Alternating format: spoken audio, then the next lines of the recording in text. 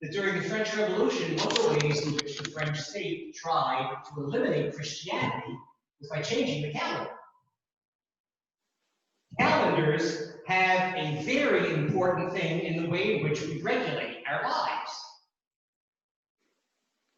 In addition, there's an extra-parochial Catholic ghetto. Beginning in the early part of the 20th century, dioceses and religious communities began to found high schools. After the Second World War, dioceses and religious communities found colleges and universities. So again, quite simply, one could be educated from preschool through to grad school in a completely Catholic environment. Then, all of the social services, orphanages, hospitals, elder care facilities, social service facilities, all of these kinds of things began to meet government standardization accreditations. And of course, if you needed any of these social services, you went to the Catholic one. My parents adopted my older brother and sister. Of course, they went to St. Vincent's Orphanage. They would not have thought of going to the city of Baltimore. You do this Catholic. There were national Catholic organizations, Catholic War Veterans, Holy Name Society, Knights of Columbus, the most famous of them, Loyal Order of the Hibernians, the Knights and Dames of Malta, etc. All of these Catholic groups, Catholic Daughters of the Americas, all of these groups had local chapters that kept you connected into this Catholic world. In addition, Catholic publications. Some of them, journals of opinion, such as America or Commonweal. Some of them, purely devotional magazines. Some of them, mission-oriented fundraising magazines for religious communities. Many of these bit the dust in the 70s and 80s when mailing costs went way high. But in the early part of the 20th century, when mass mailing was very cheap, people were inundated by these kinds of things. Catholic professional organizations. I think I mentioned one time before, I came across mention once for the National Catholic Association of Library Technicians. As if the library technicians needed to be protected from hanging around with Protestant library technicians. But it's this whole worldview. The other point is pride in Catholic celebrities. So people would be having a conversation, and then somebody would say, well, you know, he's Catholic. Well, she's Catholic, you know, and she's a regular mass goer. Those were considered points of pride. When prominent people converted to Catholicism, it was very publicly known and a badge of honor because somebody joined our world.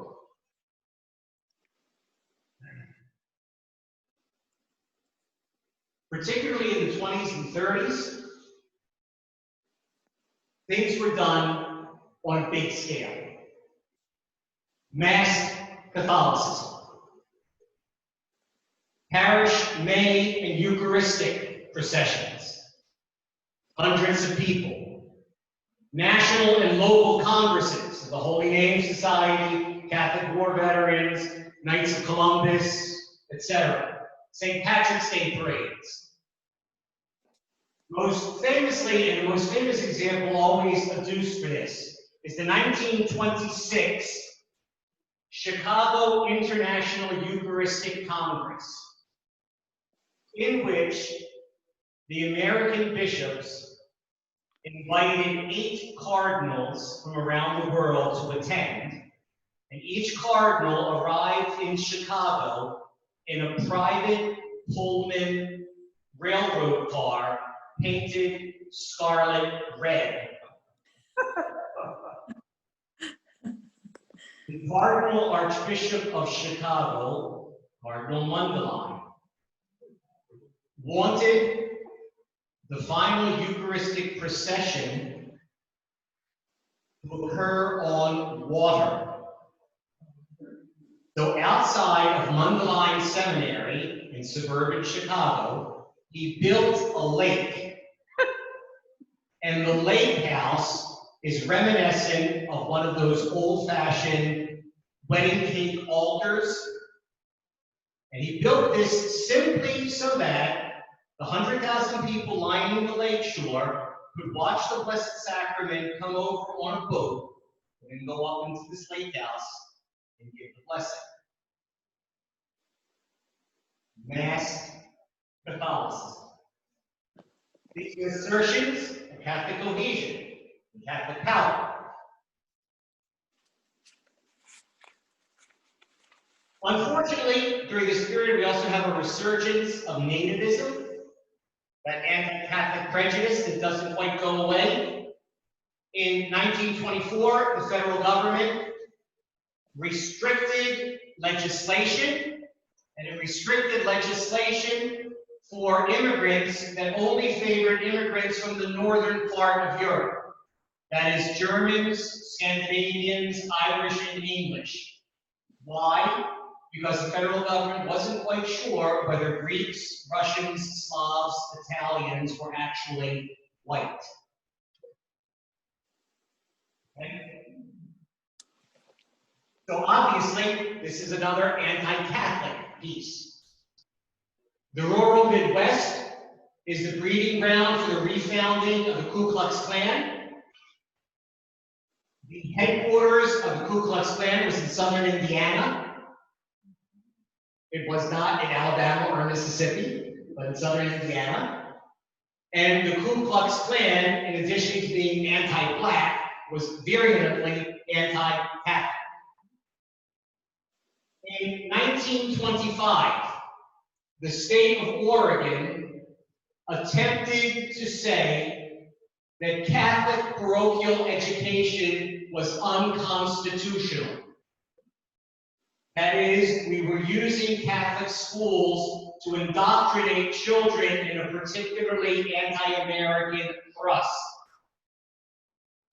In a court case known as Pierce v. Society of the Sisters, that court case was thrown out, and Catholic private religious education was deemed to be constitutional in the United States. In 1928, the first major party candidate who was Catholic is nominated for president. Al Smith, the governor of New York. Newspaper articles ran all kinds of stories that if Al Smith is elected, there will be a secret tunnel with cables from the Vatican directly into the White House. That the Pope will be controlling the American government, and that the Pope would legislate American issues. Al Smith was, in many ways, kind of a, New York street kid, good old boy. He would have typically been the usher in most Catholic parishes. Knew diddly squat about theology. And they tell the story that as he was running for president, Pius XI issued an encyclical. And some newspaper editor, or at a press conference, some journalist asks him, "So, Governor, what's your opinion on the Pope's latest encyclical?" And Al Smith is said to have turned to his press secretary and said, "What the hell is an encyclical?" Okay. You have a question from Ann O'Connor. She says, why were they anti-Catholic? There's been a long strain of anti-Catholic sentiment in the United States, beginning back at least, well, some of it is inherited from the English, and the Gunpowder Plot and Guy Fawkes Day. Some of it is a result of early colonial politics, when the enemies of the English 13 colonies or Catholic powers of France, Portugal, and Spain. Some of it is particularly American variety that says Catholics are somehow odd and different and do not belong. And essentially, they are odd and different and do not belong because they have a divided loyalty. They cannot be true Americans because they're faithful to the Pope.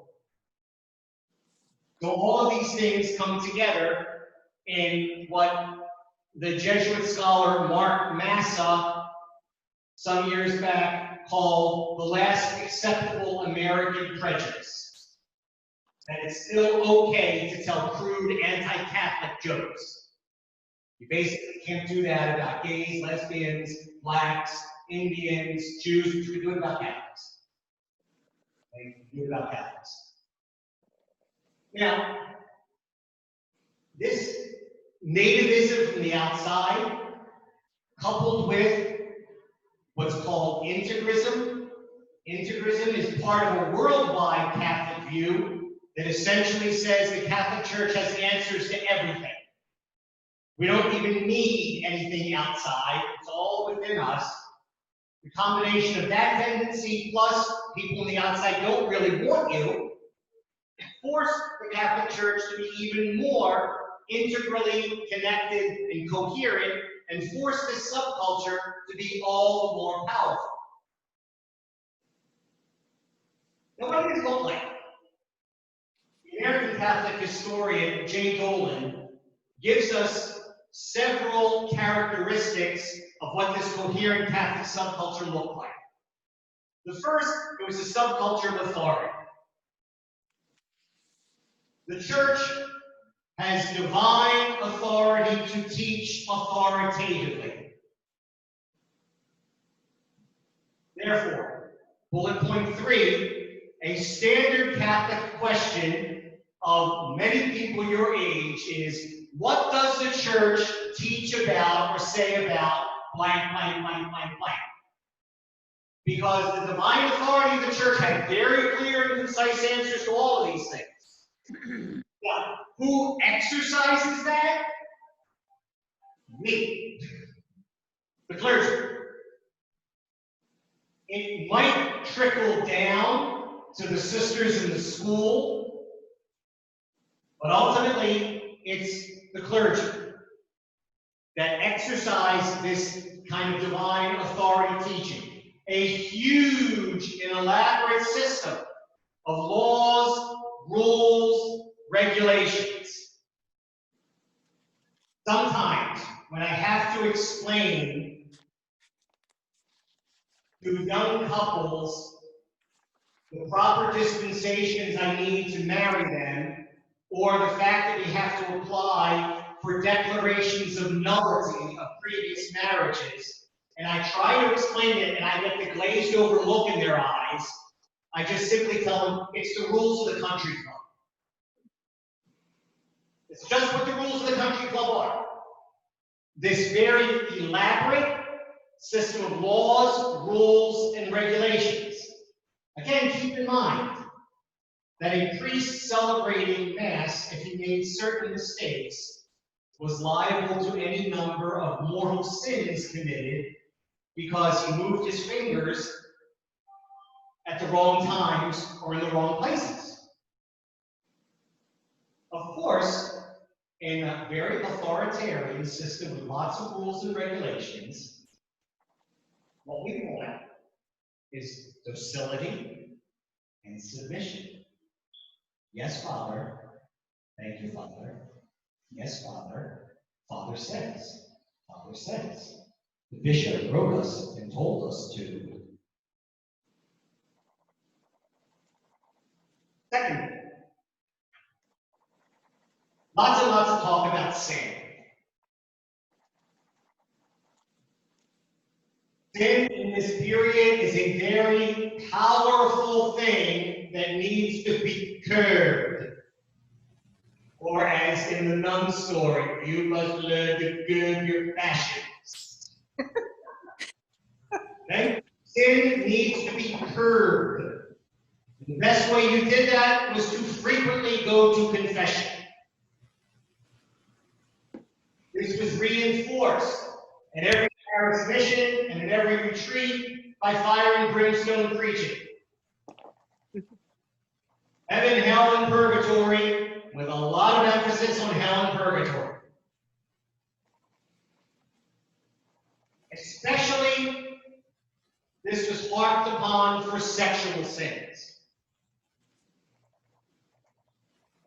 Give you an idea from outside of Italy, or outside of the United States, but the same mentality. I once had a woman come to me in confession and said, "Bless you, Father, I have no sins."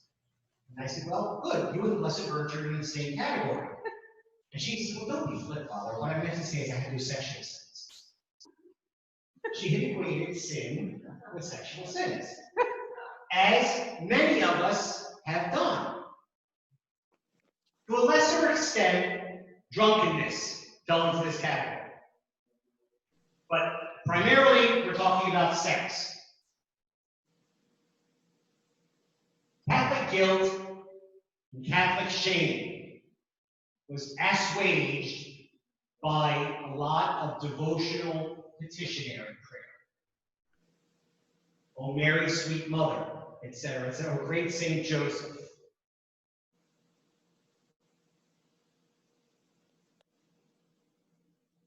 Ritual. Mass attendance was extremely high.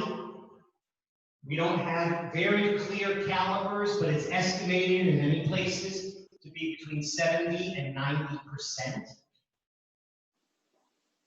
Sacramental duty was socially disciplined, meaning that if you didn't go to Sunday Mass, your neighbors would start talking about you behind your back. There were also devotional rituals of novenas and triduum. I have to make the 9 first Fridays, I have to make the 9 first Saturdays, I have to make these 3 days of prayer to St. Teresa of the Little Child Jesus. Okay? Now, while all of these, it's very interesting, while all of these devotional things were really meant for private prayer and private devotion, virtually all of them were done publicly and all of them required priests. But you really don't ritually. But somehow, the Catholic imagination felt that it wasn't special enough unless a priest showed up to lead it. This ritual becomes a great part of what Andrew Greeley labeled, quote, the Catholic imagination, unquote. Before being a cheap and bad novelist, Andrew Greeley was quite a good sociologist. Greeley, for example, using publicly available data that linked by religion, pointed out that American Catholics were more involved in the arts and in theater and drama, and as married couples had sex more often than their Protestant components. Why? Because we believed in fleshy, sacramental things. Whereas many of our Protestant brothers and sisters were more interested in heaven. Very interesting sets of data that really mines about the whole question of the Catholic imagination. The Miraculous. Latin worship seemed mysterious. It was in a language you didn't quite understand. It was in a mystical chant. It was covered with clouds of incense. What I jokingly call this is Catholic catnip. Oh, yes, I was going to make a note too. And even in its low mass variety, you watched a mime and a performance at a distance, and then you were summoned to pay attention by the tinkling of bells. When, like Pavlov's dog, you got up and went on your knees until you heard the next set of bells. Lots of petitionary devotional prayer. And a lot of this petitionary devotional prayer also involved announcing the requests and miracles received. Now, I remember this still as a kid. I'm sure those of you who are older than I do remember it as well. You would go to like Our Lady of Perpetual Help devotion. And then at a given point, they'd say the petitions. 6 people petitioning for cures of cancer, 3 people petitioning for sobriety for loved ones, 4 people petitioning for the ability to find a job. And then the claiming of 1 miracle, 2 sobriety, these kinds of things. So you just learn to expect Yes, hello. miracles in these kind of difficult human moments. There are healing shrines. Lourdes and Fatima on an international level, St. Anne de Beaupré, particularly for New England and upstate New York, in which and the healings were publicized. Hello. And you would go and you would see all of these ex-votos. Ex-votos are essentially little ornaments that are left on the wall to claim healings. Elaborate churches had much of the same kind of a feeling to them. This mysterious, miraculous, Thank you. Thank you. worldly feeling. What did the sacraments look like? The norm in most parishes was the low mass. Most parishes had 1 quote-unquote high mass, which essentially meant a sung mass with asperges. Pope Pius X in 1905 begins to promote the question of frequent communion. By 1905, most Catholics went to communion once or twice a year. Highly religious people went to communion 4 or 5 times a year. At this point now, if you don't go to communion, you're looked at by the pewmates because they have to climb over you on their way up. Which does lead to the question that perhaps did familiarity breed a little bit of contempt here? That we just simply had this notion of a universal access to communion, which 120 years ago simply did not exist. Fasting was mitigated first in 1953. Prior to 1953, it was a 12-hour complete and total fast from midnight on, which essentially meant you were forbidden to brush your teeth before going to Mass.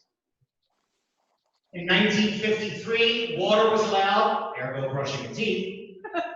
And in 1957, food was allowed for 3 hours, up to 3 hours before, and liquid up to 1 hour before. Again, these strictures around communion promoted this belonging to a particularly miraculous, special kind of club. Beginning in the 1920s, some parishes begin to experiment in early liturgical renewal, what were called leaflet or hand missals. Some parishes had a 4-page leaflet where you could follow along in the Latin. Sometimes this had an English translation right beyond it. People were encouraged to come in with their hand missal and follow along. There was also, beginning in the 40s and 50s in some parishes, the introduction of experimental, what were called dialogue masses, in which people would be trained to Dominus Vobiscum. Et conspiritu. The U would be, up until that point, that was simply done by the altar boys. Okay? So dialogue masses begin. Some parishes had very little to do with liturgical renewal. and some parishes were much more into adoration of the Blessed Sacrament. Most particularly, this involved expiation. A lot of times, this was nocturnal adoration, when most of the sins of the world are committed. One would be expiation before the Blessed Sacrament. Very commonly, the Blessed Sacrament, Jesus was referred to as, quote, the prisoner of the tabernacle out of love for you and I. So it was considered to be a corporal work of mercy to visit the prisoner. Right? Make visits to the Blessed Sacrament. Some of this language is, I see people nodding. You're here. These are things you heard many years ago. An extremely high percentage of Catholics confess monthly. You will remember long lines, multiple priests, multiple hours on a Saturday afternoon at the confessional. Confessions were connected to devotions. If you wanted to make your first Friday, you went to confession on first Thursday or early first Friday morning. Marriage preparation. Almost universally, rehearsals for marriage ended with the offer of going to confession. I used to do that up in the 80s.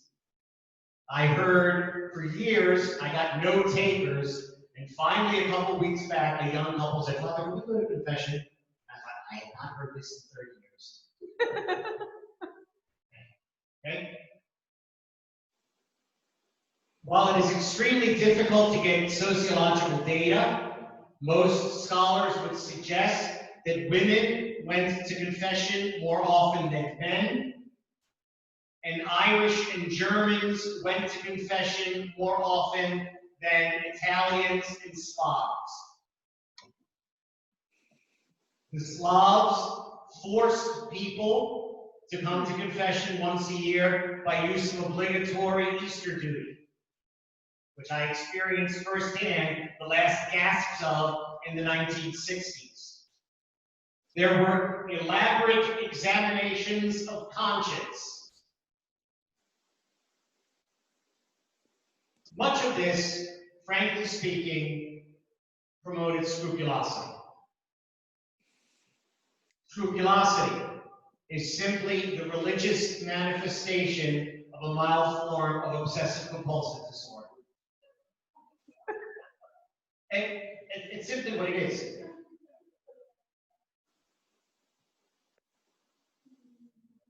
St. Alphonsus Liguori, the patron saint of Catholic moral theology, wrote a very short manual for dealing with scrupulous penitence. It is still used in some schools of psychology for ways for psychologists and psychiatrists to maintain a set of boundaries with obsessive-compulsive people. Okay? In many cases, it became routine. You went every week, or every month, or every 2 weeks, and many times you said the same sins. Sometimes you said the same sins that you said when you were 9. You just kept doing it.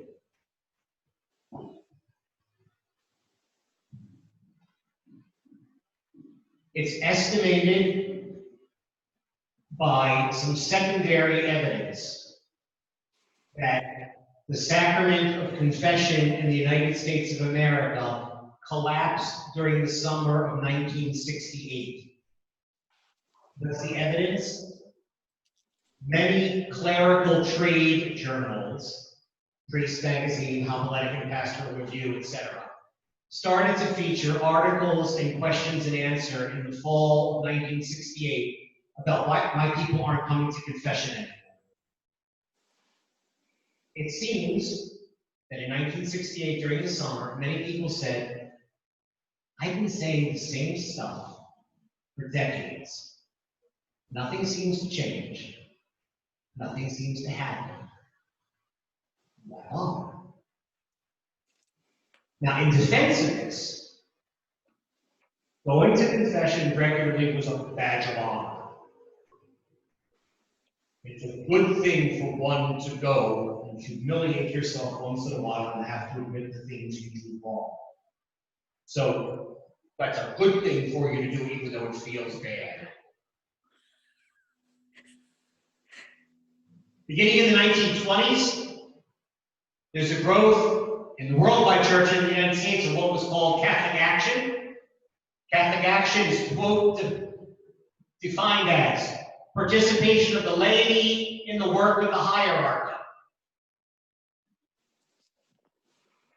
So, the motto of Pope Pius XI, to restore all things in Christ, was the goal of the laity. That we want to put Christ at the center of everything. This took in lay retreat leagues, most famously still around today. There is a large retreat house in suburban Philadelphia in the town of Malvern that since the 1960s has sponsored weekend retreats for men. And the men of Malvern is a very treasured thing in Pennsylvania, New Jersey, Delaware, and southern New York. Grandparents leave it to their grandsons to inculcate and go with this. Sometimes this involves Eucharistic leagues to pray before the Blessed Sacrament at a given time. This is the beginning of the liturgical reform movement, usually attributed to the Benedictine monastery in Collegeville, Minnesota, and the 1926 beginning of a professional liturgical journal called Orate Fratres, Pray Brothers, since changed into the English as liturgy. 1949, the Christian family movement. The Franciscan scholar Joseph Kenichi put all of this in what he calls a pedagogy of participation, essentially teaching the laity to be less passive and to be more involved in participatory thing. And this is based upon one of the principles of Catholic Action by the Belgian canon Joseph Cardin, his methodology of see, judge, act. You will come across this very commonly in a lot of lay movements. See a problem, judge what the best thing to do to resolve it is, and then do it. See, judge, act. This created a whole generational cohort. These are people who came to age prior to 1960, a very supernaturalist view of the church and the world, this strong, coherent subculture. Frequently, these are people that are formed in poorer and more marginalized environments. They accept that the church's magisterium is the supreme moral judge in matters of personal and sexual morality, and they are deeply loyal to the institutional church. All of these things, their children will be less on. All of these things, their grandchildren will be even less on. And all of these things, their great-grandchildren who are going to UNC will be even less on.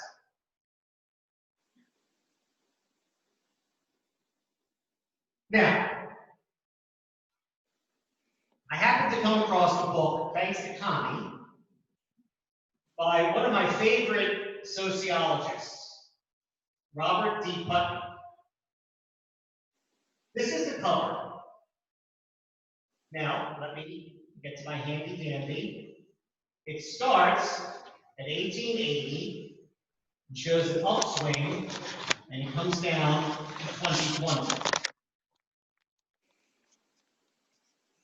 1880, 2020. Notice, we started with Baltimore 3 in 1884. What Robert Putnam shows is an upswing in America in these categories: economic equality, comity and compromise in politics. That is, less partisan ideological divide, more across the aisle cooperation, cohesion in social life, and altruism, caring about other people, and cultural values. The United States as a culture came together, and our own Catholic subculture mirrored that almost perfectly. This is what Putnam calls the common pattern of I in the Gilded Age, 1870s, 1880s, gradually becoming a we in the period 1950 to 1970, and from 1970, gradually becoming an I once again. And we're in the midst of a great big me, me, me, me. Yeah. That's the cohesion. Comments or questions before we go to the dissolution? As this slowly dissolves. I think just a comment, I'm surprised you didn't mention the St. Joseph's Missal. Oh, the hand missiles. Because I remember. Yeah, the hand missiles. Going from, Yep. I felt so superior when I went from the Sunday Missal To the daily. Ordination to the big fat daily. That meant that you were a serious young Catholic. There's a question on Yes. Kathy Maloney.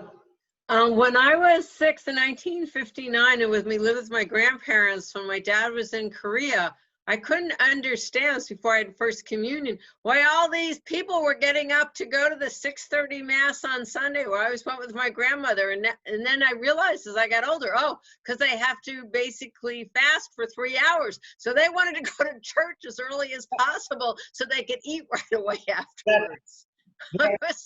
Prior to 1953, there are any number of stories of the sisters on the day of First Communion putting saran wrap over the water fountains because if a little 9-year-old was thirsty and went and got a sip of water, you go home in your white dress because you're not making First Communion today. I mean, these were very, very strictly done. Brother Tim, Yes. I grew up in an Irish Augustinian parish, and I can remember at St. Patrick's Day, the words, "The Hudson looks just like the Shannon. Every girl is an Irish Colleen, and the county of, the city of New York's and the county of Cork, all the buildings are painted green." Yep. The bishops, going back to them, and the play on ethnicity versus the authority of the church, there's got to be a political dimension to what they were doing all the time, perhaps even more then than now. Could you comment on how that interact? Sure. Particularly in the great urban centers of the Northeast and the upper Midwest, bishops were deeply involved in frequently democratic machine politics. And, essentially, Catholic ward healers delivered the votes. And, bishops were quite clear in kind of giving coded directions, but directions. Coded directions, but directions. George. I would just add to that certain highly influential cardinals, Spellman in New York, Yeah. Mundelein in Chicago. Yep. They could deliver the Catholic vote. Yep. Yeah, the auxiliary bishop of Chicago, Bernard Shield, his biography is entitled The Right Reverend New Dealer, which kind of tips you off as to where all of these things kind of moved in. Spellman certainly, and before Spellman, O'Connell in Boston played that game very, very well. Cushing. and Cushing following it. Cushing is towards the end of this, as is Spellman. But certainly, Mundelein in Chicago is the case of this. Again, keep in mind, we're talking about powerful cardinals. Now, the American film industry adopted a code of decency in 1934 because Dennis Cardinal Doherty of Philadelphia threatened to interdict movie theaters and forbid Catholics to go to the movies in Philadelphia.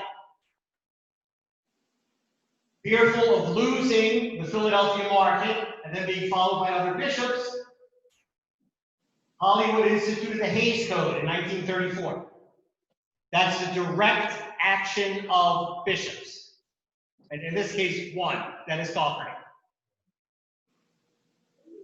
Take the pledge of decency every year in our parish. Yep. Yep. Which was part of the Legion of Decency, that you were going to go see indecent movies. And then, like, the most famous, the early one that kind of broke that code was something blue. The moon is blue. There we are. Did you go see it? Yes. There we are. But again, this is all that very clear, and it was a normal thing for you because you belong to this whole great coherent subculture. Now imagine today, if in some way I stood up on Sunday and tried forcing people to take a pledge about belief with decency. Now I could offer it, and I'd have a few people take it up voluntarily. But in this day and age, the people who took it up voluntarily would be snickered at by the majority of the parish. That's just where we are. Rightly or wrongly, that's just simply where we are. You mentioned celebrities, Friar, and Yeah. all that popped in my mind was Grace Kelly and Bing Crosby. Yep. Yeah. Yeah. You know, and all the movies that they made. Yeah. Mhm. And you knew who Yeah. the celebrities were who were Catholic. Right. Because frequently they were pictured in, Catholic Digest and the Catholic magazines, and they always had these adulatory things, and they always said things, well, I pray my rosary to Our Lady for perpetual help every day. And it was just, Yep. and you felt good that this celebrity was Catholic. Joe DiMaggio, yeah. Friar Tim, what Yeah. about Fulton Sheen, Bishop Sheen? Fulton Sheen, again, is on the very end of this in the 1950s, in the early part of the 1960s, where we touched on Fulton Sheen a little bit when we talked about being American and Catholic. Fulton Sheen is like this symbol that we have really arrived in all of this.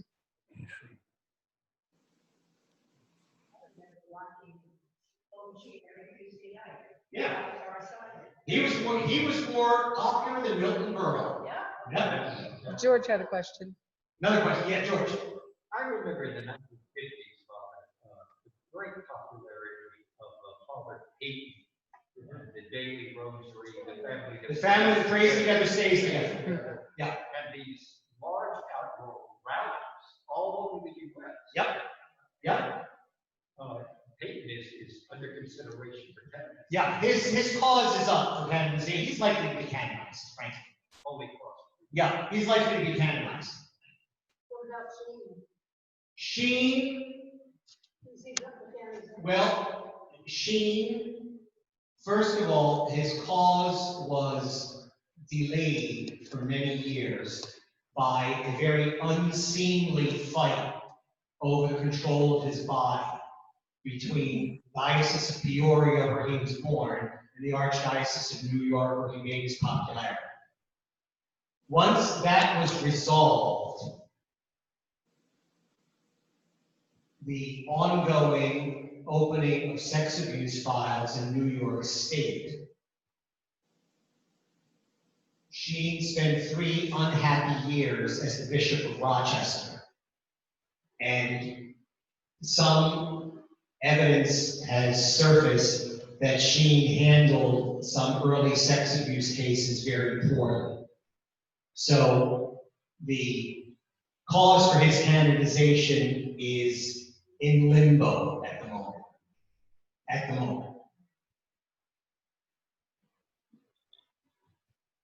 Okay, now let's dissolve this baby. All right, now let's see how this all starts to come apart.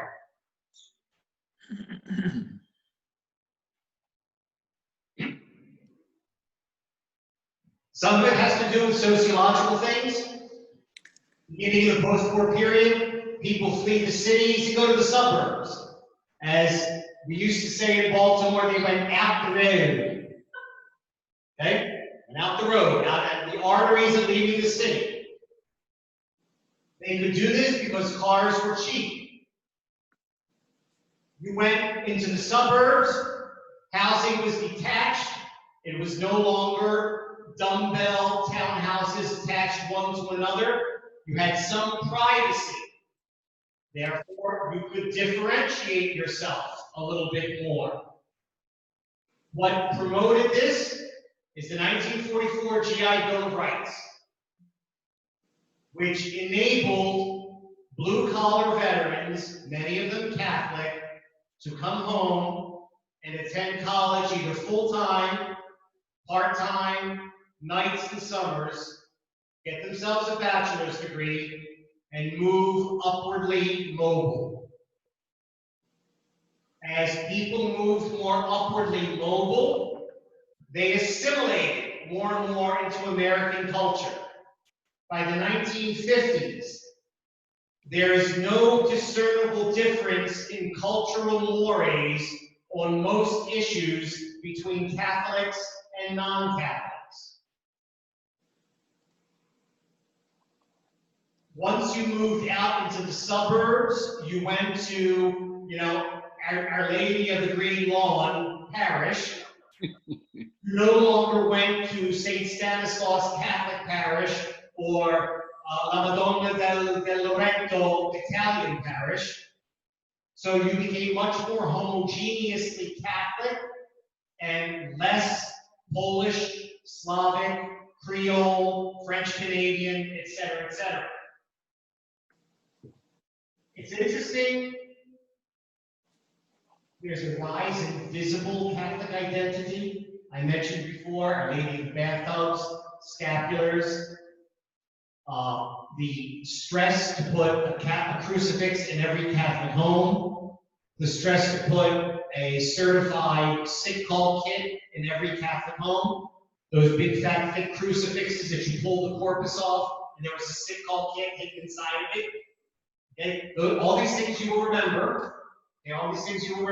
These are all products of the 1950s. And then the cultural upheavals of the 1960s just accelerated this pattern.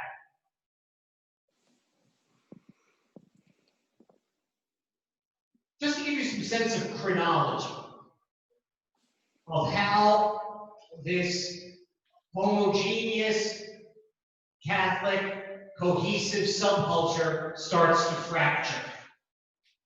In 1969, priests associated for religious, educational, and social rights, Padres, the first pressure group of Hispanic Catholics. In 1969, Dignity for homosexual and lesbian Catholics. 1973, Roe v. Wade Supreme Court decision legalizing abortion makes abortion into one of the wedge issues within Catholicism. In 1976, the bishops attempted to involve American Catholics in a grassroots effort towards social justice and peace. The bishops lost control of the project. It got hijacked by essentially extreme left-wing Catholics, and call to action was actually disbanded by the bishops for fear of where it would lead. In 1987, the National Black Catholic Caucus, again, another pressure group for a particular bit of identity politics within the church. In 1992, the American bishops had been working for several years on trying to issue a letter for the role of women in the church. By 1992, that whole issue was so ideologically divided that the bishops simply dropped the project. In 1996, the Cardinal Bernardin of Chicago tried to begin what he called the Catholic Common Ground Project, in which he wanted Catholics who were disagreeing on so many things to simply come together and admit that we have much more in common than we have differences among us. He was rejected by every single other American cardinal, and the whole project fell apart. Yes? You glossed over the women's ordination conference. I'm sorry. No. Okay, good. Thank you. I missed that one. 1975, the first group of women demanding ordination within the church. Another divisive issue of where all these things fit in. So again, the point that I'm trying to make is that this cohesive subculture is fracturing in a number of different directions. Is it true that in, like in Czechoslovakia, that there were women that were ordained as priests to go with the people for salt mines in Poland? There is a story out there, basically promoted by a splinter group called Roman Catholic Women Priests.org, that the Episcopal lineage of their woman bishop comes from a Slovak woman in a prison, in a essentially a communist concentration camp, who was supposedly ordained a bishop by a bishop who was in that same camp. Whether it's true or not, that is the story. Okay? In any case, if it's true or not, whether that actually happened or not, and please don't throw things at me. Okay? Please don't throw things at me. But what does the church say about? No, what the church says about this is you go through the motions, but there's no there here. So a bishop can go through the motions of ordaining a woman, but according to the current church discipline, the matter on which ordination is confected is not there. I don't want to get into a debate on that particular issue, but that's where church teaching is right now. So really, it doesn't matter whether, from the church's point of view, from the magisterial point of view, it doesn't matter whether this happened on a, on a Danube River cruise or not. Okay, which, by the way, is where supposedly the Slovak woman ordained the first American on a Danube River cruise because they couldn't find a church anywhere that would host it. It's part of the story. Whether that happened or not is immaterial. There's a loss of sectarian Catholic identity. Some of the things that specifically, publicly, visibly mark us off as Catholic simply goes away. First, Friday penitential practices, which forced McDonald's to put the McFishwich on the menu, simply goes away. As does serious Lenten practices. Now, still, traditionally, most people won't get married during Lent, although there is no canonical scripture to not do so. But these kind of visible Catholic practices go away. Church architecture. You used to very clearly be able to figure out what was a Catholic church from the outside. Now, honestly speaking, it would be hard to tell that Thomas More is a Catholic church, just by means of its architecture. That Doesn't mean I'm disparaging its architecture, but the architecture doesn't look particularly Catholic, which we associate with Neo-Gothic or Neo-Romanesque.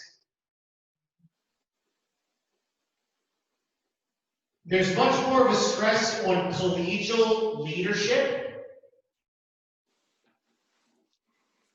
So the Conference of Catholic Bishops and Priest Senates and Parish Councils and World Synods. This more horizontal approach to consultation and governing tended to take away some of the mystique of the hierarchy, and frankly, some of my hierarchical brothers don't handle this very well, and very commonly either manipulate or step all over collegial structures. Okay? Religious garb, religious habits, particularly for women religious. Clerical garb is pretty much a thing of the past, or in the United States has been reduced essentially to what is technically called choir garb. That is, this is the stuff you wear in church. Okay? For women religious, that's pretty much gone, except for the newer congregations. A much bigger stress on ecumenism and interreligious efforts makes Catholicism less monolithic, less unique, and less special. So, for example, last week, Pope Francis, in a talk, indicated that ecumenical dialogue and getting along with other religions is an essential part of what a bishop should be doing. A couple of right-wing Catholic blog sites that I follow mocked that terribly by saying, well, you know, the bishop is doing nothing but taking care of Protestants, who's taking care of teaching true Roman Catholic faith. Okay? Personnel diminishing. Just pay attention to the last column on the right. The high point is 1965. Since 1965, the number of priests has dropped 38.7%. The number of religious priests, me, has dropped 51.2%. The number of diocesan priests has dropped 28%. The number of seminarians has dropped 60%. Deacons is the only growth category. Thank you, Kevin Sullivan. Religious brothers have dropped 68%. Religious sisters have dropped 76%. In the same time, Catholic population has increased by 42%. Yes, right. Immigrants. Yeah. Immigrants and just natural birth, but immigrants and natural birth. What's the difference between priest and diocesan priest? Priest is the total Oh, I'm sorry. Okay. of the next two. I see the next guy. Realize that there's a canonical difference between Father Scott and me and Bill. We are religious priests. You're religious, right? Okay? We are part of the clerical workforce. However, the diocesan clergy have a particular commitment to a geographical area called the diocese. I'm not limited to simply caring about Greater Raleigh, for better or for worse. Okay? Now, that's personnel diminishment. Institutional diminishment. Again, at the same time, the number of parishes has dropped 4%, which doesn't look all that bad, except that you realize that the number of parishes is late. The number of parishes reached its apex in 1995. 14% of all parishes are now closed. Parishes without a resident pastor have more than quintupled. Elementary schools are down 40%. Elementary school students are down 53%, which means that the fewer schools there are, have less of a tuition base. Secondary schools are down 26%. Secondary school students are down 37%. Same issue.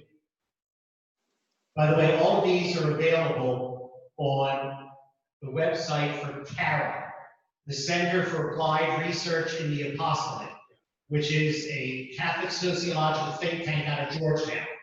And they have a page dedicated to FAQs, frequently asked questions, frequently asked statistics.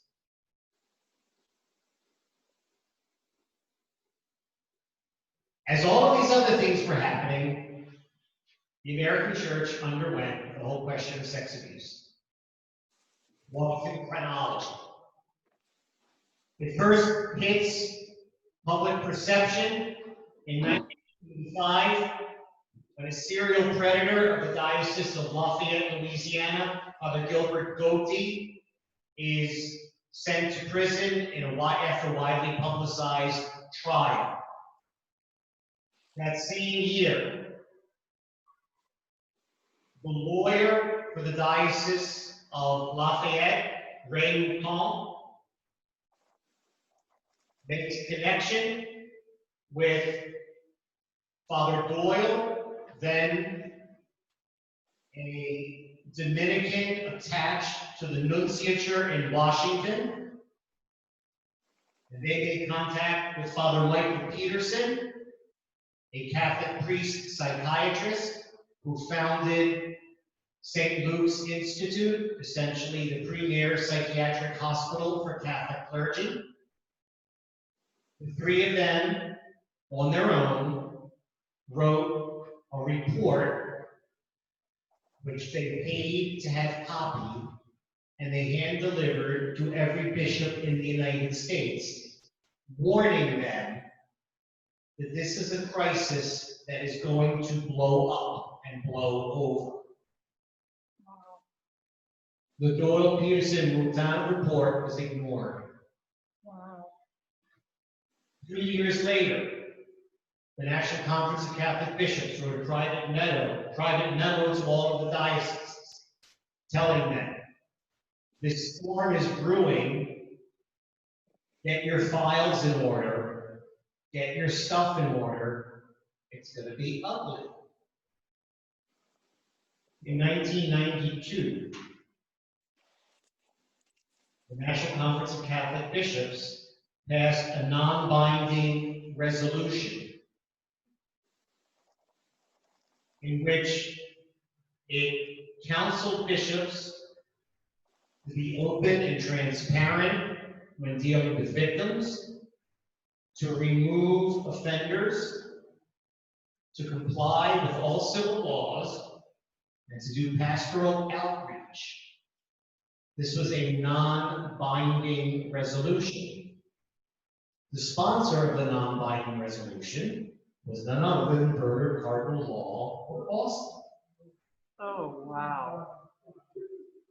It shows you exactly how binding the resolution was. Hypocrisy. In 1993, the NCCB created a committee, which since 1993 has been the least desirable set of jobs on the Episcopal Committee circuit. In 1994, Joseph Cardinal Bernardin was accused by a seminarian of the Archdiocese of Cincinnati, where he had previously been the Archbishop, of sexual abuse. That seminarian later retracted his accusation after Joseph Cardinal Bernardin, in a nationally televised press conference, stood up and said, I have never broken my vow of celibacy with anyone in my entire life. Which, of course, was basically asking anyone that he had broken that with to come forward. No one ever did. Incidentally, that seminarian, when he retracted it, confessed that he had been put up to it by a disgruntled priest of Cincinnati who wanted to get back at Bernard. That seminarian was dying of AIDS, and Cardinal Bernard visited him on his deathbed.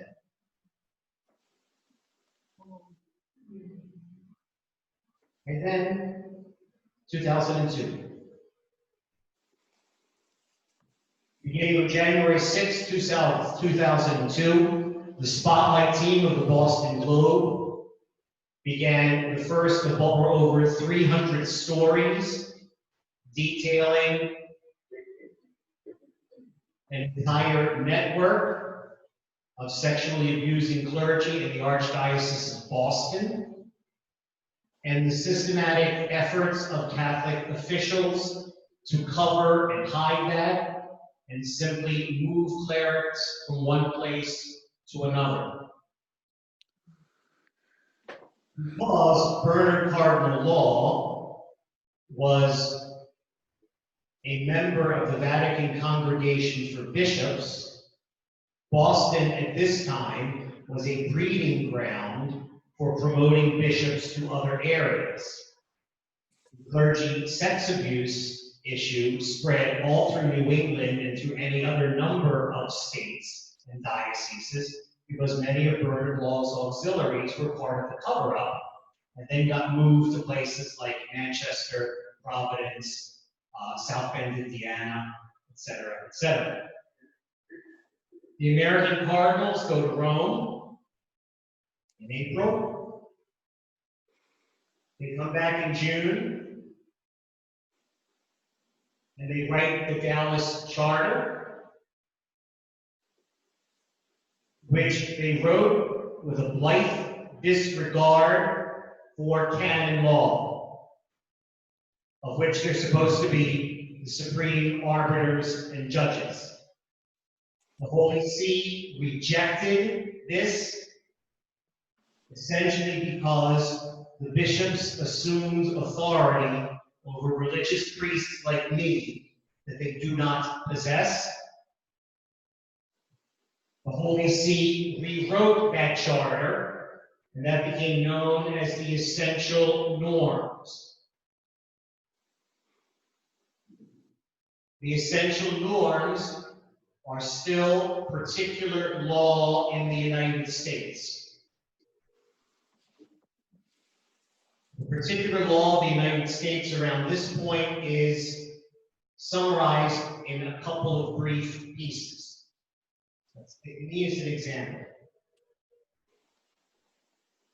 Let us say I am accused of the sexual abuse of a minor, either presently or in the past. Once my minister provincial and/or the Bishop of Raleigh gets that information, I am instantly suspended and my public faculties are removed. There is then an investigation. If the investigation deems that accusation to be credible, which is not the same thing as deemed to be proven. That accusation is deemed to be credible. I lose my priestly faculties for the rest of my life. If I am a diocesan priest, my bishop simply kicks me out of my diocese. If he is benevolent and kind and there's not a lot of publicity, he may give me a golden parachute in terms of pension. If my pension plan is directly connected within the diocese, he can deprive me of everything. If I am a religious priest like myself, I will have to be warehoused in an institution that has no pastoral contact. And my community has to pay for an independent third-party investigator to come in regularly to see if I am being properly warehoused and I have no contact. And that contact can include no physical contact, no digital contact. Our men that are on these quote-unquote safety plans very often are forbidden to use computers.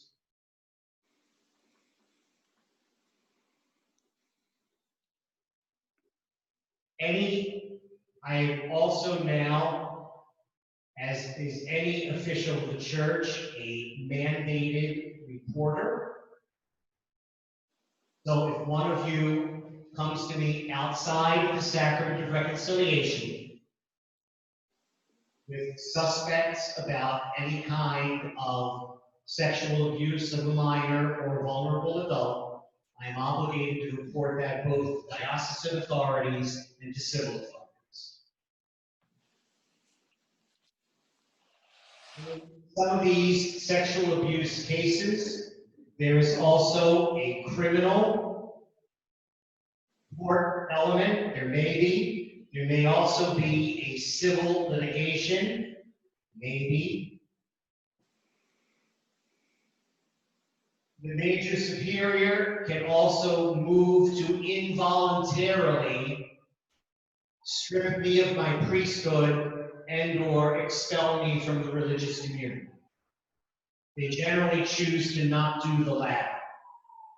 We view loving our brothers, kind of even the very sick, kind of crazy uncles among us, we would rather keep them and surveil them than let them loose in the rest of society.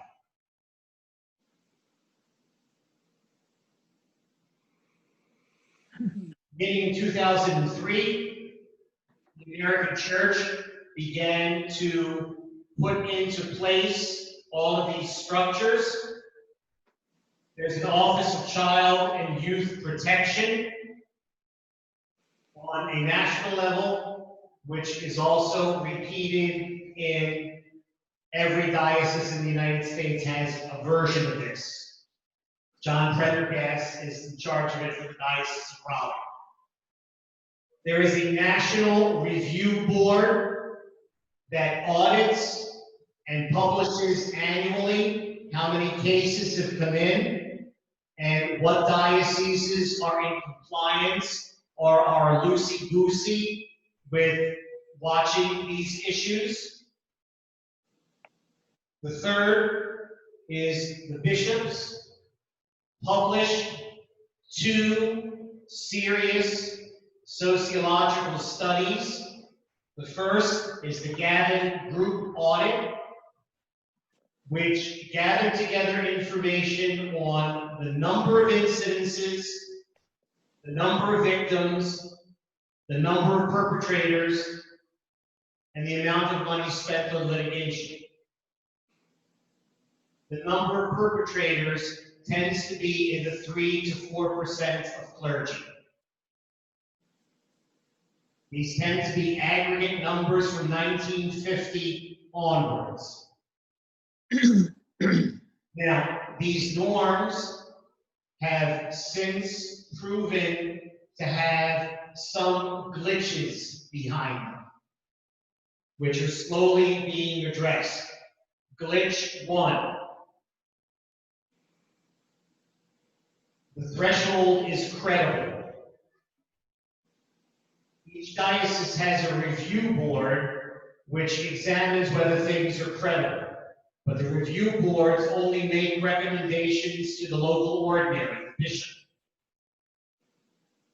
There are too many cases of Bishop X looking at the evidence and saying, this isn't credible, and allowing a person to remain in ministry. And then Bishop X resigns, and Bishop Y comes in and says, no, this is quite credible, and removes the guy, or vice versa, leading to confusion. Secondly, there's been no clear way to handle bishops who were negligent on the job and colluded in endangering our young people for years.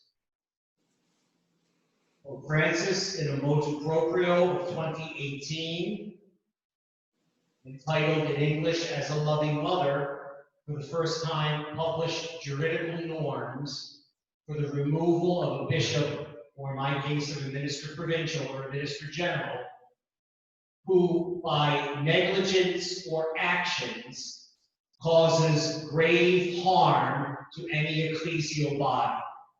That grave harm can be physical, psychological, spiritual, or financial.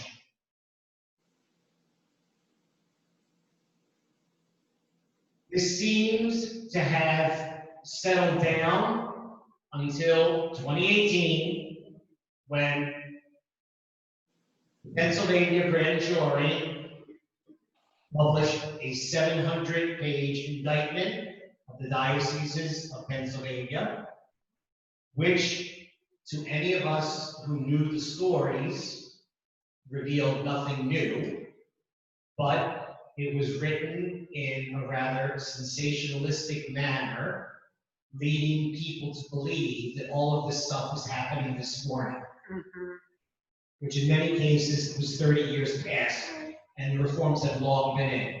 However, this was widely disseminated in the press and widely disseminated among Catholics, causing another furor. Added to that,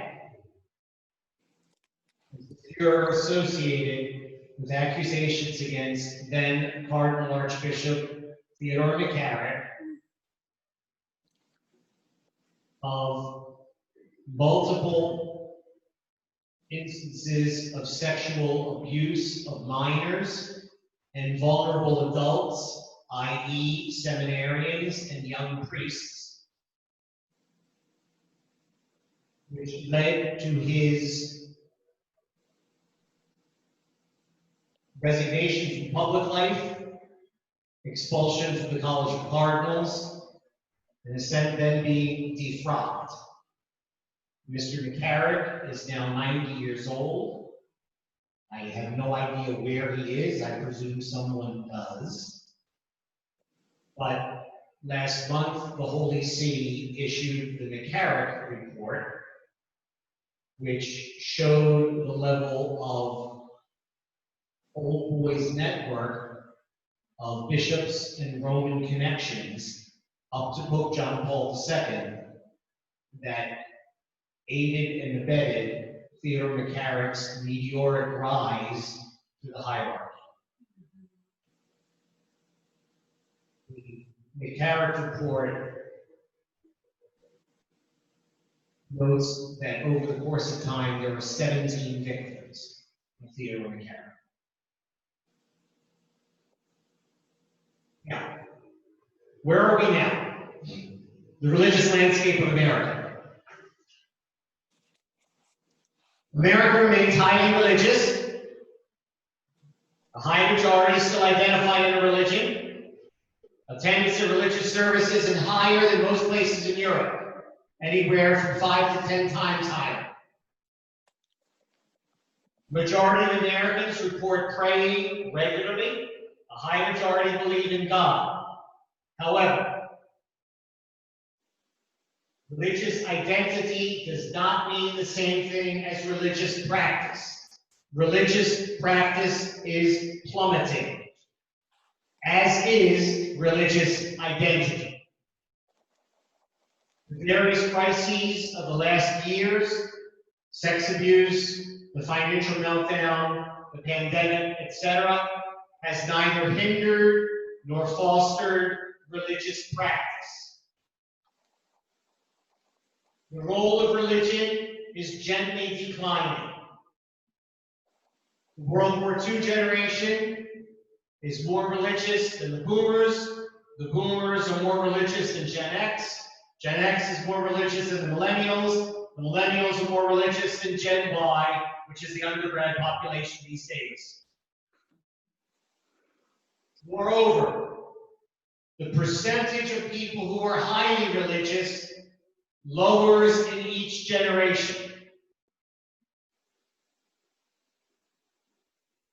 which means that when virtually it's a normal pattern in human behavior that people get to be more religious as they get older. All right? It is almost statistically impossible that today's 20-year-olds, when they get to be your age, will be as religious as you are. Because they're starting off way lower on the plane. The new nuns. 35% of millennials, that is people the age of 30, 35 and younger, and 23% of all Americans profess no religious identity. That is, when they're asked with a multiple choice, do you consider yourself Catholic, mainline Protestant, evangelical Protestant, Jew, Hindu, Muslim, or other, or none of the above, they check none of the above, hence the name nuns. 35% of millennials. This means that this is the vocation population. 35% of baptized Catholics no longer even consider themselves Catholic. Which means the chances of them coming to me to have their marriage done in church are slim. The chances of them bringing their children to me to be baptized are nil. In 2007, this figure was 15%. It has more than doubled in under a generation. This generation is morally relativistic.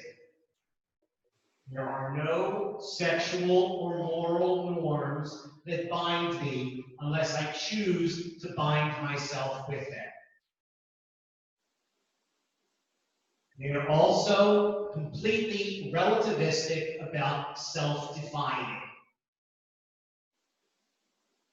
You are aware, for example, that it is very commonly done on campus, and when I participate in campus-wide things, on Zoom calls, it will have my name, and then underneath, what pronouns I want to be referred to as. Of course, I could want to be referred to as its, or hers. And I could be its today and hers tomorrow. And in the young people's culture, which today, although I'm a 62-year-old Caucasian male, I can simply demand that my identity is that of a 23-year-old, 7-foot-tall Asian lesbian woman. Because I want to be, and that's how I feel. That's self-defining. Nice. There are no norms. This raises the question of how do you engage moral questions in the public sphere without alienating younger people? Generally, if you're evangelizing younger people, you don't talk about moral norms until way longer into the conversation. Because that simply alienates them from the get-go. They're not as much unbelievers as they're just disengaged from public religion, formal religion. It's a species of what Robert Bellow called expressive individualism. My religion is just one more way in which I express myself. And if this week that involves Eucharistic adoration, good. If next week it involves lighting a smudge stick and bowing to the 4 elements, great. And if the week after that it involves going on a Kabbalah retreat, okay. And the weekend after that, going to a transcendental meditation, mindfulness attentive retreat, perfectly fine. I define it myself. I express it myself. I'm spiritual, not religious. A plurality of all Americans switch religions at least once. Approximately 40% of adult Americans were at one time in another religion. The majority of Caucasian Catholics no longer are practicing. About half of these who are no longer practicing no longer consider themselves Catholic.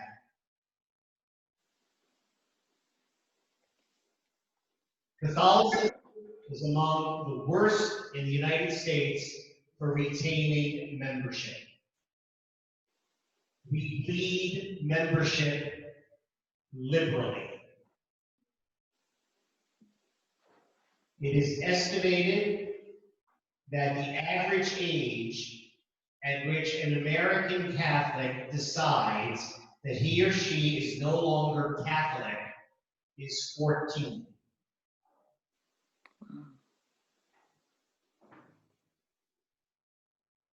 Yet, 20% of the population still considers itself Catholic.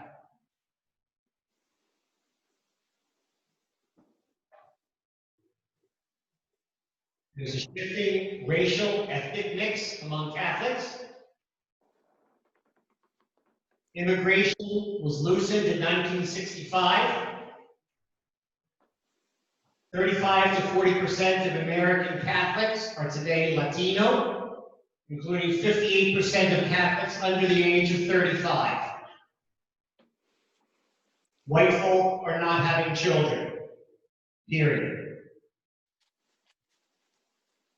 78% of Latinos remain Catholic, only 50% of Caucasians. In addition to the Latino Catholics, there's substantial numbers of Asian and African immigrants. For example, Koreans and Vietnamese and Filipinos are much more highly represented in the clergy than their numbers would recommend. Why? Because these immigrant communities still believe in giving their sons to the church.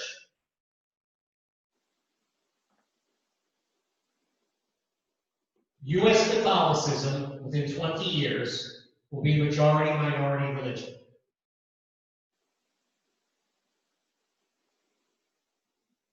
Last slide. There are basically three mainstream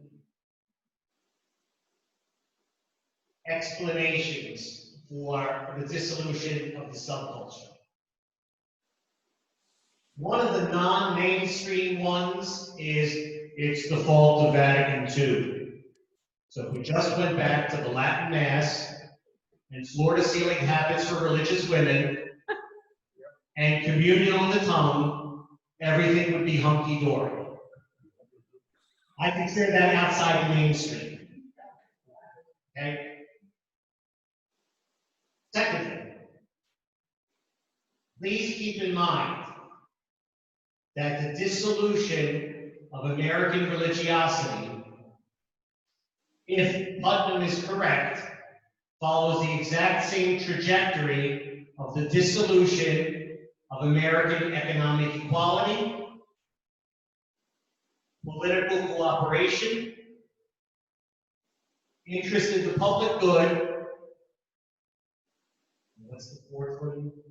Politics. And wider getting along in association. So we are not unique. We're part of an American issue.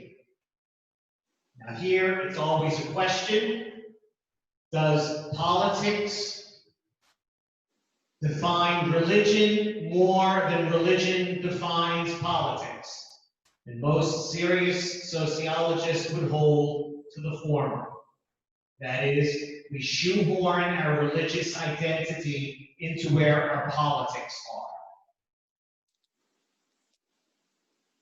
So, a Catholic Democrat thinks very differently about a number of issues than a Catholic Republican. Well, we're both Catholic. Now, the three contrasting interpretations. Interpretation one. This is essentially the liberal, what I would call the professoriate interpretation. That is the professional class of PhDs, church ministers, etc. The issue for the decline is the rigidity of church teaching regarding human sexuality and the role of women. Their answer is, if essentially the church got with the times about sexual morality, particularly homosexuality, and got to the times with the way in which it treats women, people would flock back to the church immediately. From my perspective, this simply ignores the experience of most mainline Protestant groups in the United States that have done all of this openness on issues of sexuality and women and are hemorrhaging and dying at a faster rate than we are. Full of women priests who cannot find jobs. The second, this is essentially the kind of moderate to conservative element that would look at Pope Benedict XVI as a hero and would look at the work of Bishop Robert Barron and the Word Among Us as an effective evangelization tool. Their solution is, for the last 40 years, we've taught the faith pretty badly. And the faith is now in a pretty hostile environment, which is relativistic, consumerist, and overly science-oriented. If we simply taught the faith more effectively, people would come back. My own personal response to that would be, I am all in favor of good catechesis. I'm all in favor of good adult faith formation. I'm all in favor of all of these things. But the argument begs the question. It is exactly like the American tourist who goes to Croatia and just decides, if I say it louder, slower, and with more emphasis, they will understand me. For which I think there's no real rational proof. I tend personally to drift to the third interpretation. We are in the midst of a major change regarding religion. The experts who are involved in this field will use the term second axial age. They will say that the first axial age was the period of the several centuries preceding Jesus that produced Jesus, the Buddha, the first Hindu teachings, and the great Hebrew prophets. And that was the first age of religion solidifying itself into a certain way. These sociologists would say that we're in the middle of a centuries-long second one of these. That's calling religions to do three things. One, pay more attention to the person. It's simply giving mass testimony and authoritative teaching does very little unless I pay attention to the concrete person who's there. Here, I would posit that Pope Francis gets this. Because one of the consistent words in Pope Francis's writings is the importance of encountering people. Encountering people means paying attention to the personal and staying with them. And it's only when I, as your pastor, encounter you and get close to you that I start to step the sheep. Use another famous image of Pope Francis. Secondly, religions need to pay more attention to our embodied existence on earth. It is not high in the sky when you die. It's paying attention to us on earth.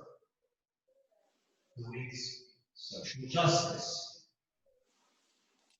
It's working to make the world, to use the phrase from the Catholic worker movement, an easier place to let people live more easily. It's about caring for the earth. Again, not for nothing did Pope Francis issue Laudato Si, which calls us to pay attention to the world, especially regarding the environmental crisis. The third thing the world religions are being called to in this explanation is religions need to find more common ground among themselves. Here, I would posit that the enemy is not evangelical Protestantism. The enemy is not Islam. The enemy is secular moral relativism. So I find more common ground with fellow believers than I do with people who think in a completely secular environment. Again, it's not for nothing that Pope Francis's last encyclical, Fratelli Tutti, invites us to consider what universal brotherhood is really all about. So, we've examined the dissolution of the Catholic subculture. Questions and comments on this? I've left you hopefully with some provocative stuff at the end. Comments, questions, first from the in-house crowd. Yes?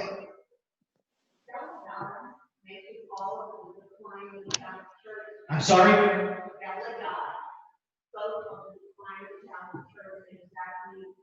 How it's proceeded, and that this is what's the plan in taking down the church from the inside. Who is the person you were quoting? Bella Dodd. I'm not hearing you. Bella Dodd. She was an avid communist through 1921. She put about 1,200 young men in seminary in the Catholic Church of the United States. And after 3 years, she left the Communist Party, became Catholic, and confessed to what she had done. She precipitated the Bureau of Congress with the communist infiltration and explained most of the plan, and exactly as you said, it came to the dissolution of the Catholic Church because it cannot coexist with the community. And I'm not familiar at all with that.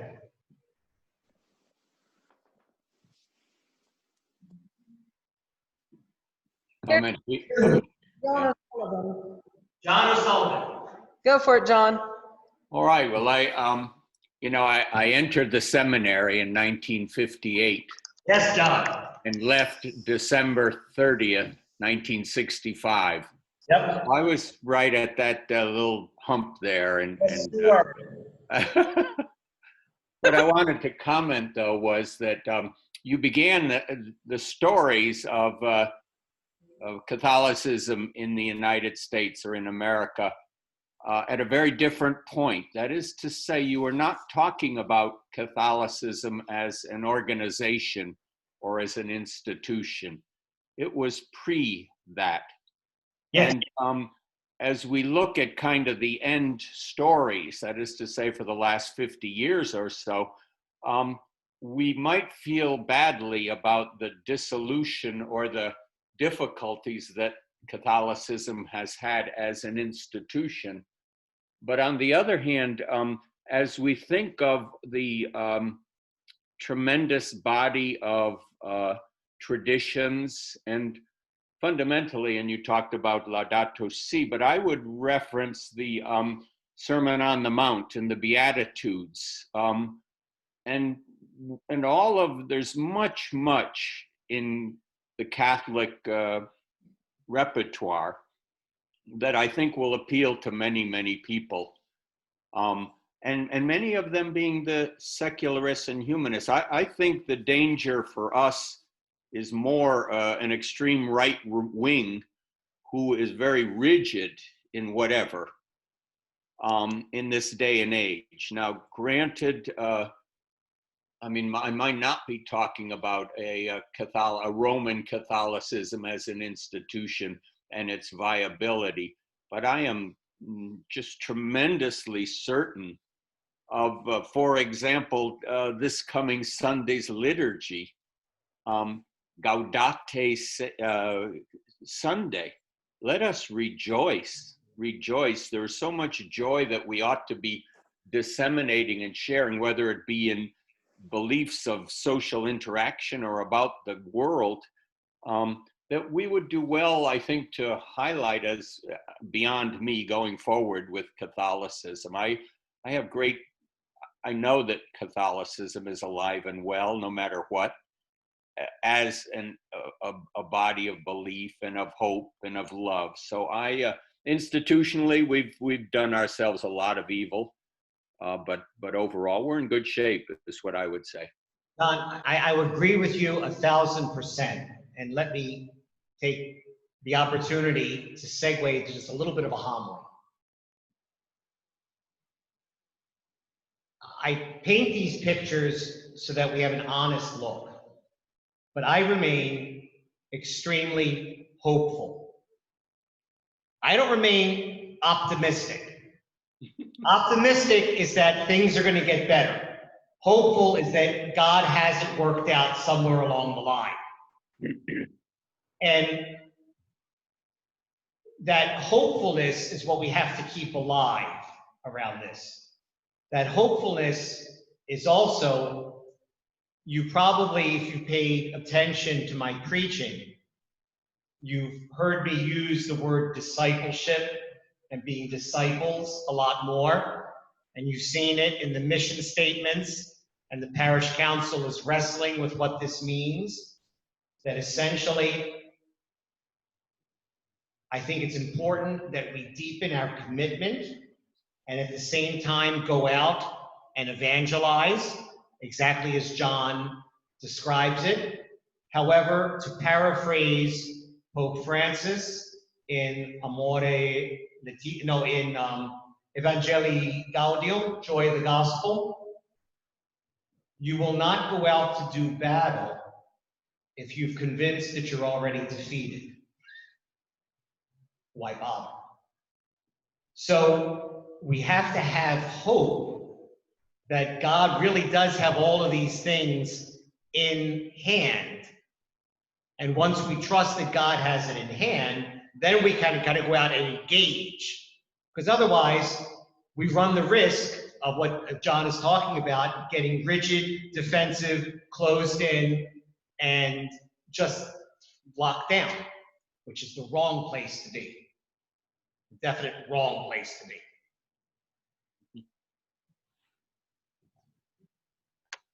John Kavanaugh.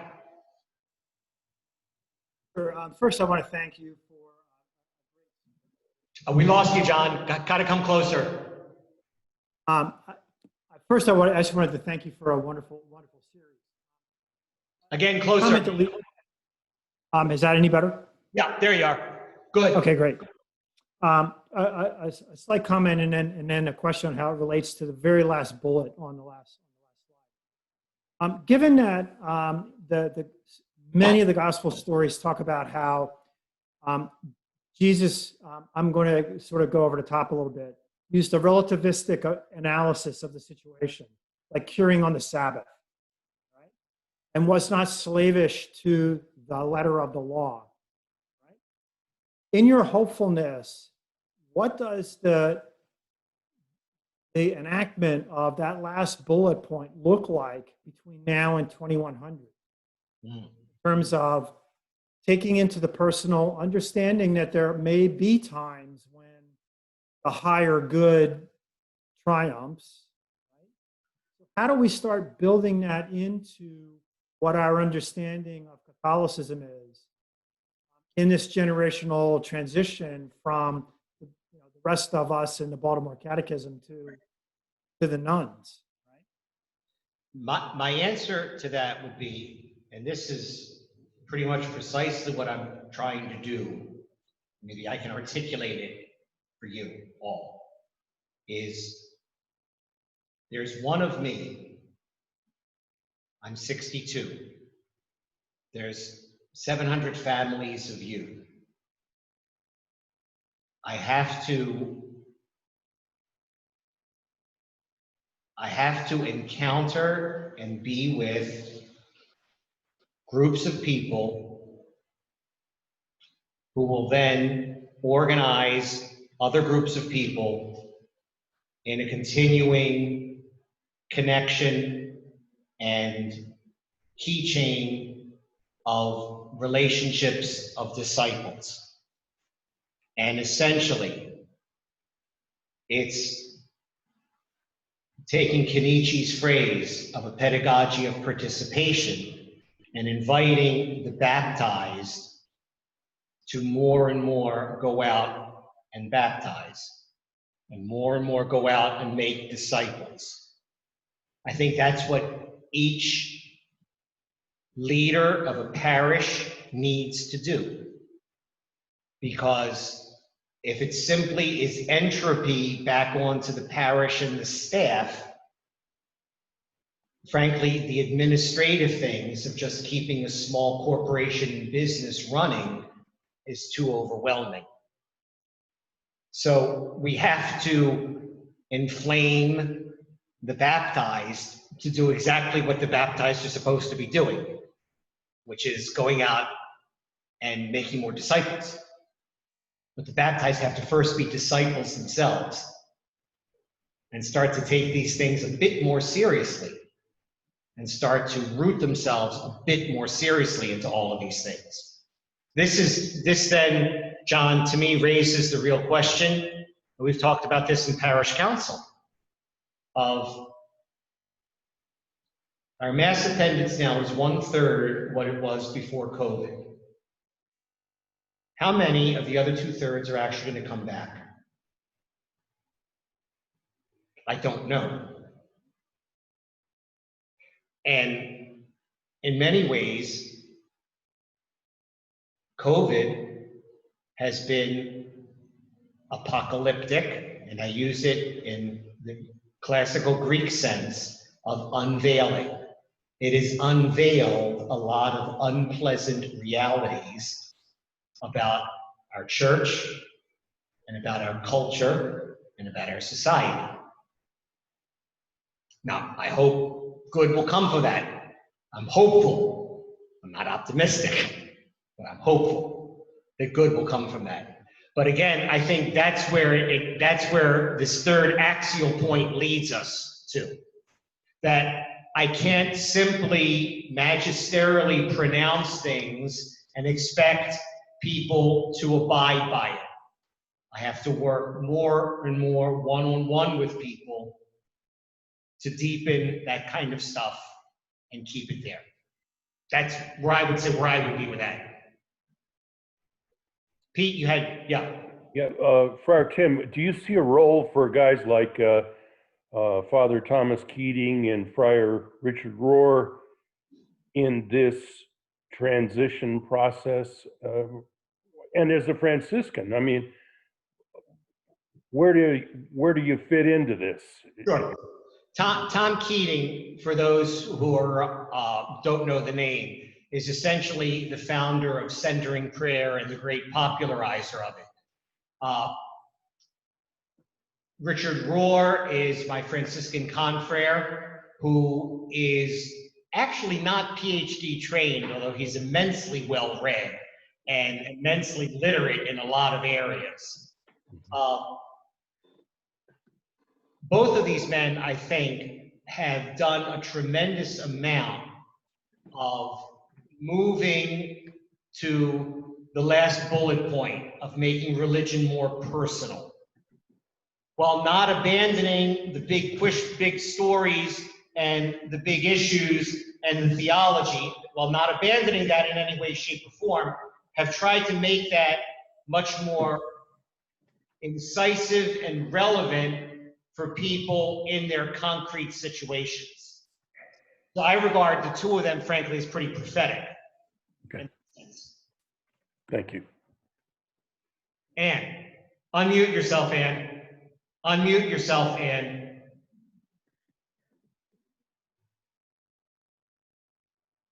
Okay. Am I there? Can you hear me? Okay. So I read Richard Rourke. I get his daily thoughts. And when I started to read him and some of the other literature of that centering prayer, I really found, again, the depth of my soul, if I can say that. So I think I am very blessed to have been born in 1944 and having very spiritual parents from Ireland, but they weren't all about doctrine. They had some, but it was really their role modeling of dignity for themselves and others, and a deep faith that while I threw it away for a lot of years, when I needed it, I was glad that I remembered it and got it back in a way. But now I'm working more on I love this idea of oneness with God. Once I understood it and integrated it, I live it every day in my life. I'm a clinical social worker still. And once I did that, all my work became easier. So I'm very content with where I'm at. I'm happy still to be a Catholic, although I don't think of myself as the Catholic girl I was, 1945 or 50 or whatever. I believe we are in the United States at a very critical point. And I'm going to just say, I'm prayerful that we will get through this. It's the struggle we're having as a United States citizen, and me as a Catholic, they're joined together in some way. And so I'm hoping to move forward and have these younger people, my daughter's a millennium, and kids afterwards who don't have what I have, that we will get something for them, that we will somehow evolve to be, doesn't have to be Christian, but to be good citizens to each other. That's it. I'm reminded on Pete's point that the great Jesuit theologian Karl Rahner, in one of his theological stated that the only believing person, the only theistic believer in the 21st century will, by force of circumstance, have to become a contemplative mystic. Yeah. Oh. Okay. Any other last comments?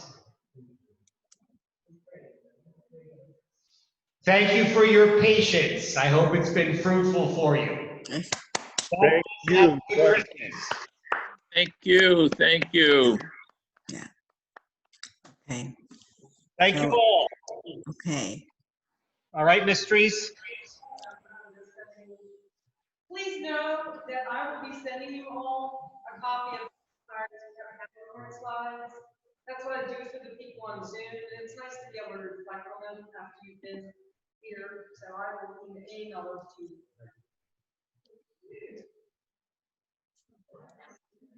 Thanks, Therese. Thank you, Teresa. Thank you very much. Okay. Good night. Bye-bye. Bye-bye. Bye, favorite. Bye-bye. Thank you so much. Helpful? Useful? Okay. Bye. Like something got you into the mail, please do Yeah, yeah. See that?